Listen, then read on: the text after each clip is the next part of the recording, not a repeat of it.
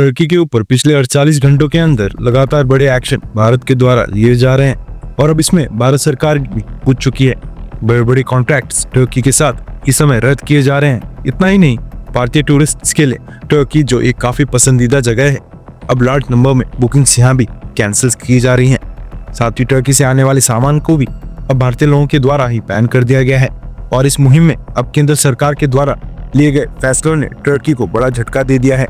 वहीं अब खतरा मंडरा रहा है $1 बिलियन का, जो बड़े ट्रेड टर्की के साथ भारत का होता था। इस पे आने वाले समय में भारी गिरावट आने वाली है। इस पूरे विरोध का क्या असर पड़ने वाला है इंटरनेशनली दुनिया के अलग अलग देशों पर, साथ ही टर्की की अर्थव्यवस्था का क्या इम्पैक्ट होगा और इस सब मैटर पर अजरबैजान क्यों चुप है, इन सब के बारे में आज की इस वीडियो में डिटेल में बात करेंगे। काफी इंटरेस्टिंग टॉपिक है, इसलिए वीडियो को अंत तक जरूर देखिएगा। सबसे पहले अब भारत सरकार ने एक बड़ा और सख्त फैसला लिया है। अब टर्की की कंपनीज को लेकर भारत का रवैया पहले जैसा नहीं रहा, खासकर उस कंपनी को लेकर जो भारत के बड़े बड़े एयरपोर्ट्स पर काम करती थी। सेलेबी एविएशन, ये वही टर्की की कंपनी है जो भारत में ग्राउंड हैंडलिंग और कार्गो का काम करती थी, लेकिन अब इस पर रोक लगा चुकी है।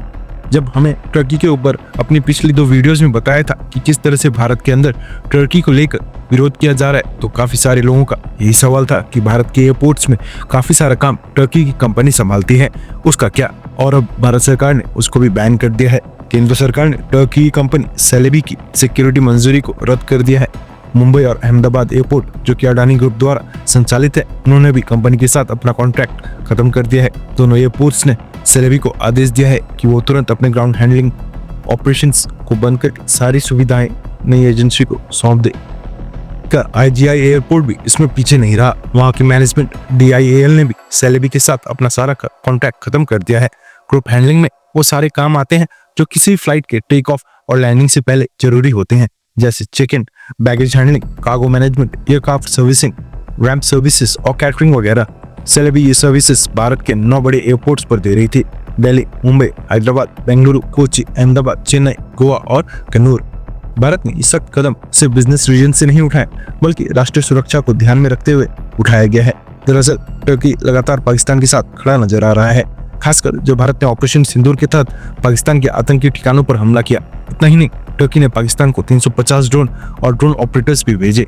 इनमें कई ऑपरेटर्स मारे भी गए। ये वही ड्रोन है जिनका इस्तेमाल भारत विरोधी गतिविधियों में हो रहा था। इसी वजह से भारत की bureau of civil aviation security यानी कि BCS ने सेलेबी की भारतीय शाखा की सिक्योरिटी क्लियरेंस रद्द कर दी है, यानी कंपनी अब भारत में काम नहीं कर सकती। सेलेबी ने सफाई देते हुए कहा है कि वो पूरी तरह से भारतीय कंपनी है और इसे भारतीय प्रोफेशनल से चला रहे हैं। उसने ये भी कहा है कि टर्की के राष्ट्रपति की बेटी सुमो अर्दोगान से उसका कोई लेना देना भी नहीं है। सोशल मीडिया पर जो बातें फैलाई जा रही हैं वो गलत हैं, लेकिन अब बात सिर्फ बयानबाजी की नहीं है। जब मामला देश की सुरक्षा और स्वाभिमान का हो तो भारत कोई समझौता नहीं करता। जहां एक और एयरपोर्ट से सेलेबी को बाहर निकाला गया, वहीं दूसरी ओर भारतीय ट्रैवल कंपनीज भी टर्की और अजरबैजान के खिलाफ खड़ी हो गई हैं। मेक माई ट्रिप ने बताया कि टर्की और अजरबैजान के लिए बुकिंग्स में 60% की गिरावट आई है और कैंसिलेशंस में 250% की बढ़ोतरी हुई है। उन्होंने सारी प्रोफेशनल स्कीम्स बंद कर दी हैं और साफ कहा है, भारत का सम्मान के लिए अब टर्की और अजरबैजान में घूमना बंद करो। दूसरी travel company is my trip ने भी टर्की और अजरबैजान का बॉयकॉट करने का ऐलान किया है। उन्होंने अपने एडवर्टीजमेंट में लिखा, nation first, business letter again, यानी देश पहले व्यापार बाद में। इस पूरे घटनाक्रम से टर्की की टूरिज्म इंडस्ट्री को 3000 करोड़ का नुकसान होने का अनुमान है। बात सिर्फ टूरिज्म तक सीमित नहीं है, अब भारत में टर्की से आने वाले माल पर भी असर पड़ रहा है। टर्की भारत को सबसे ज्यादा मार्बल सप्लाई करता है। भारत की 70% इंपोर्टेड मार्बल टर्की से आती है, जिसका वैल्यू करीबन 2500 से 3000 करोड़ होता है। उदयपुर मार्बल एसोसिएशन के महासचिव हितेश पटेल ने कहा, हम दुनिया को संदेश दे रहे हैं कि भारत अब आतंकवाद को समर्थन देने वाले दोषों को बर्दाश्त नहीं करेगा। पुणे के व्यापारियों ने भी टर्की से भी खरीदना बंद कर दिया है। अब वो हिमाचल, उत्तराखंड, इसके अलावा ईरान और अमेरिका से भी मंगवा रहे हैं। एक व्यापारी ने NDTV को बताया, इसे व्यापार का सवाल नहीं बल्कि देशभक्ति का मामला है। 2024-25 में अप्रैल से फरवरी के बीच भारत ने टर्की को $5.2 बिलियन का माल एक्सपोर्ट किया, जबकि टर्की से आयात $2.84 बिलियन का रहा है। टर्की भारत से तेल, फार्मा, केमिकल्स, ऑटोबाट्स और स्टील जैसे सामान लेता है। भारत ने टर्की में अब तक $227 मिलियन से ज्यादा FDI इन्वेस्टमेंट किया है। इससे अंदाजा लगाया जा सकता है कि अगर भारत टर्की से व्यापार कम करता है तो टर्की की इकोनॉमी पर भारी असर पड़ सकता है, खासकर जब वो पहले से ही आर्थिक संकट से जूझ रहा हो। टर्की में करीबन 3000 भारतीय नागरिक रह रहे हैं, जिसमें 200 स्टूडेंट्स भी शामिल हैं। भारत सरकार उनकी सुरक्षा का ध्यान रख रही है और स्थिति पर नजर बनाए हुए है। जरूरत पड़ने पर उन्हें वहां से बुला भी लिया जाएगा।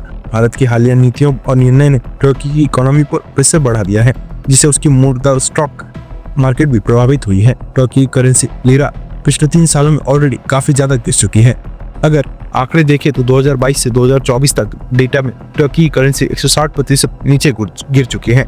इससे अंदाजा लगाया जा सकता है कि टर्की की इकोनॉमी की हालत क्या है। अब भारतीय द्वारा जिस तरह से एक्शन लिया जा रहा है, उससे उम्मीद है कि टर्की की करेंसी पर और ज्यादा प्रभाव पड़ने वाला है।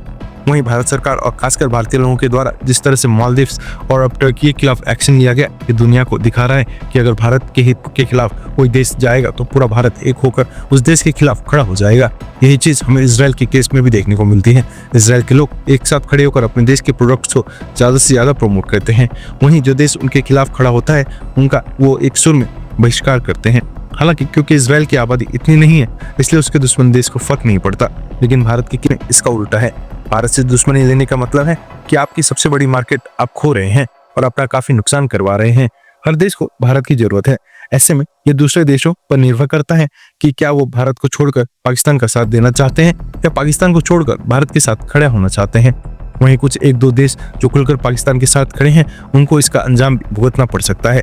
हालांकि इस समय भारतीयों के द्वारा अजरबैजान को भी बॉयकॉट किया जा रहा है, लेकिन टर्की के मुकाबले अजरबैजान काफी स्मार्टली प्ले कर रहा है। उसकी तरफ से अभी कोई बयानबाजी नहीं की जा रही है। इससे भारतीयों का गुस्सा और भड़के। साथ ही चाइना के द्वारा भी पाकिस्तान को इतना खुलकर समर्थन नहीं दिया जा रहा और उसकी तरफ से बाकायदा बताया गया है कि हम आतंकवाद को समर्थन नहीं देंगे, जो कि दिखाता है कि हो सकता है इस बार यूनाइटेड नेशंस में चाइना पाकिस्तान के साथ खड़ा रहे। बहरहाल दोस्तों, जिस तरह से पूरा भारत एक होकर टर्की के खिलाफ इस समय खड़ा है, इसके लिए भारतीयों और भारत सरकार के लिए कमेंट बॉक्स में एक जय हिंद तो बनता है। साथ ही कमेंट बॉक्स में बॉयकॉट टर्की जरूर लिखिएगा। और अगर आपको फॉरेन पॉलिसी और डिफेंस से जुड़ी टॉपिक्स पसंद है तो नीचे दिए गए सब्सक्राइब बटन को प्रेस करके बेल आइकन को जरूर दबा लें। ऐसा करने से आप तक हमारी डेली वीडियोस पहुंचती रहेंगी। फिलहाल इस वीडियो में इतना ही, फिर मिलेंगे एक नई वीडियो के साथ।